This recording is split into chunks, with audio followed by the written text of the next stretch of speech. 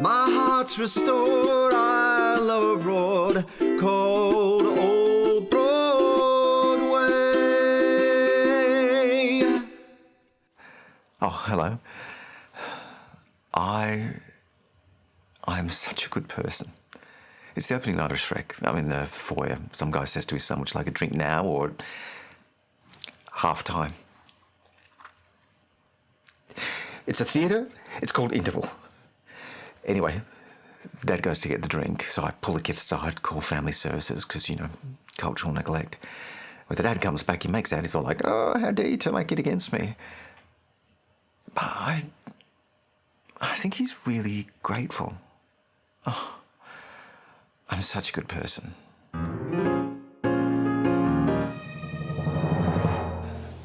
Hi, welcome back to Inside Musicals. My name's Scott. This is the channel for all things musical theatre.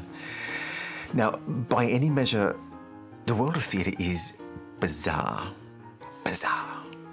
I mean, in what other industry are you legally employed for your looks? Or can you be compelled to pretend to be somebody else? Or applauded for your tears and your fury? Or even forced to kiss your work colleagues passionately?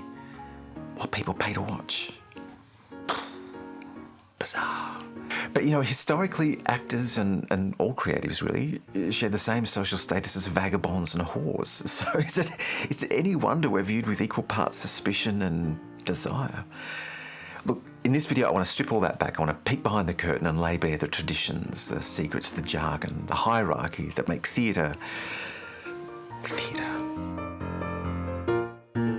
Okay, so let me set the scene.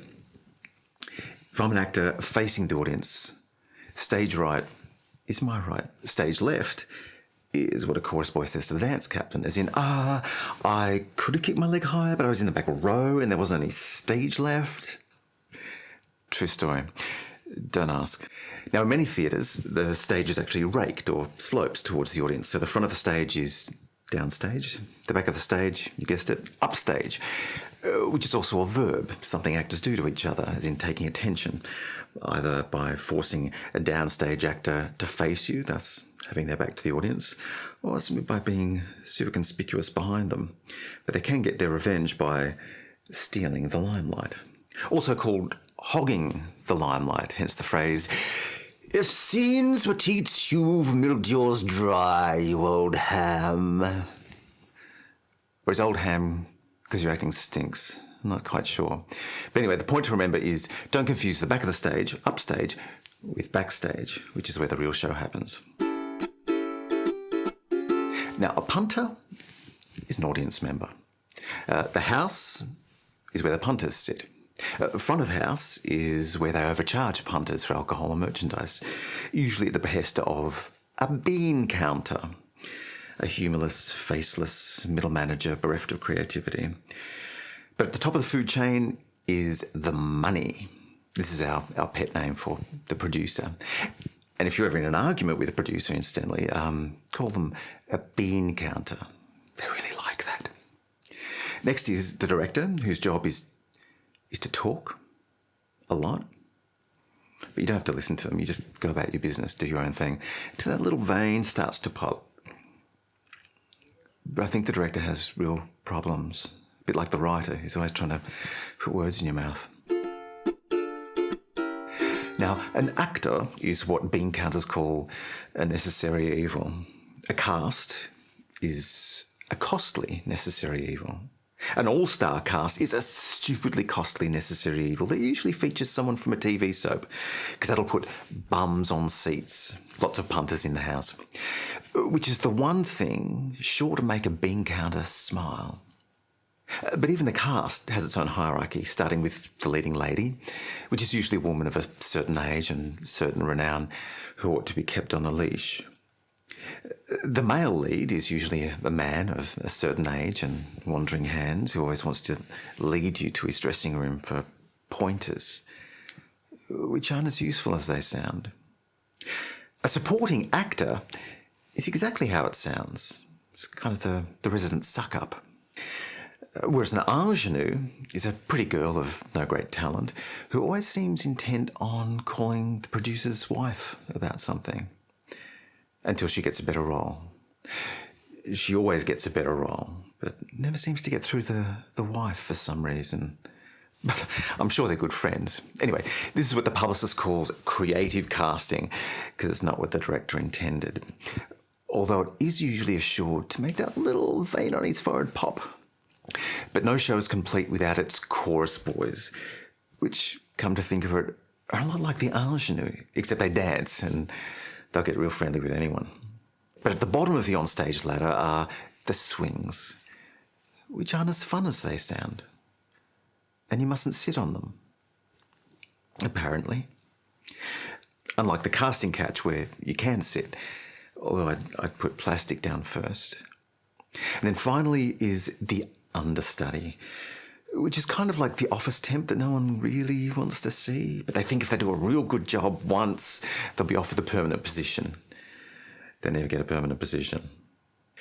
But it does kind of remind me of 42nd Street, which is a verb understudies often use, as in if that bitch doesn't take a night off soon, I'm going to totally 42nd Street her ass. And if you look out the little squinty corners of your eye, you'll see those shadowy folk we call tech. They're dressed in nothing but black, and I think they're in mourning for their lost looks, which is why they can never appear on the stage.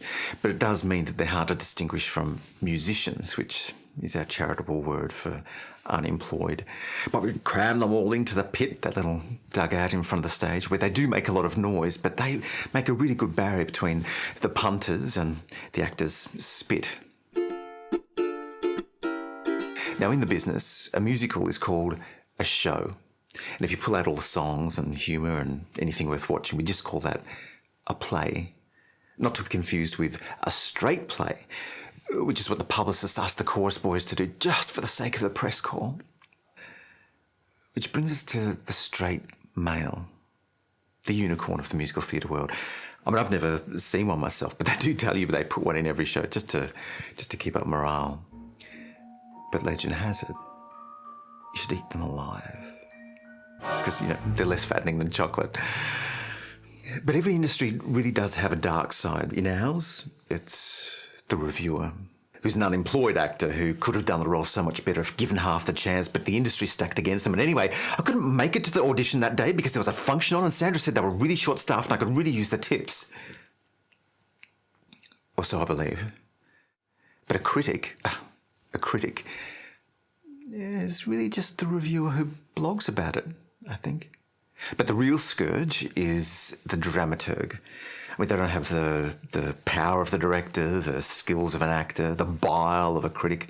They like to tell everyone what the show is really about. And it's the one thing that everyone agrees with the bean counters on. They're an unnecessary evil.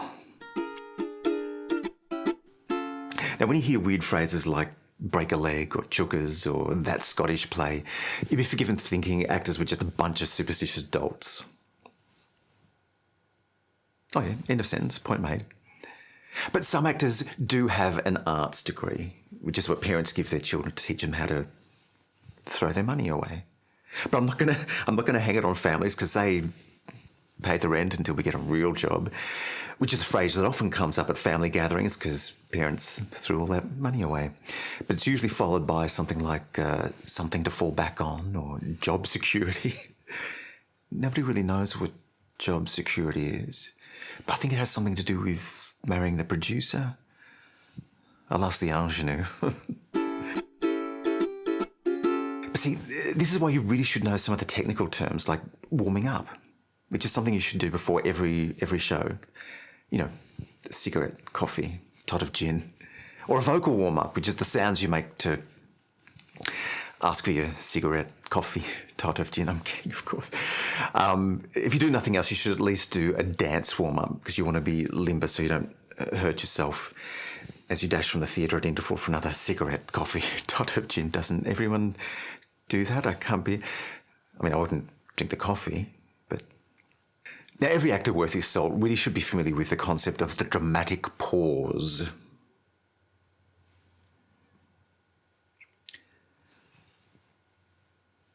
Which is about 5 seconds between an actor punching a director and an actor being fired, or the principle of the ad-lib, which is something actors do on stage to show the writer how much better the show could have been, Or the matinee, which is the show you do when you're still drunk from the night before.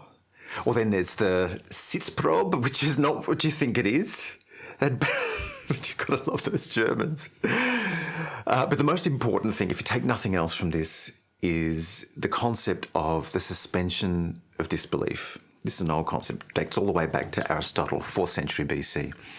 He proposed this idea of a social contract between the punters and the cast, not to laugh when the leading lady insists she's still only 30. Now, if you're new to show business, after this video, you're probably no wiser than you were before. But I can tell you that for all its quirks and traditions, there really is no other business quite like it. I mean, bizarre, yes, but I wouldn't have it any other way. But now, even if you hear somebody say, the whole company corpsed when the swing went AOT into the pit, but the leading lady covered with an ad lib that bought the house down and stole the show, you might not know what it means, but you can at least say, yeah, they're my people. So if you found this video even the slightest bit entertaining, even if not particularly informative, show me some love. Give me some thumbs. Subscribe. If there's anything I've left out, leave me a comment. Till next time, chukas. Now, sometimes you'll hear the word encore from the punters, which I believe is their safe word, which means, help, they're holding us hostage while they do another verse from this interminable song and they won't stop until we applaud. Which is code for, sure, take my money. I won't ask for my money back, just please make it stop.